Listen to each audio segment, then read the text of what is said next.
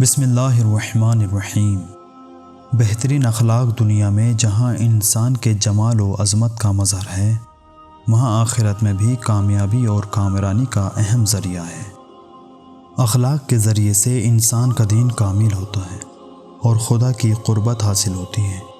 دنیا میں جتنے بھی انبیاء، اوصیاء اور خاصان خدا آئے، وہ نیک اخلاق کا مجسمہ تھے۔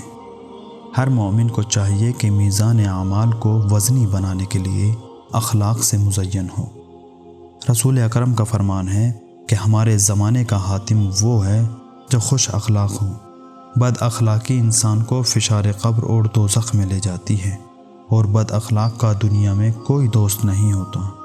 بہترین اخلاق رکھنے والا انسان بارگاہ خداوندی میں مقبول ہوتا ہے اور بندوں کی نظر میں محبوب ہوتا ہے۔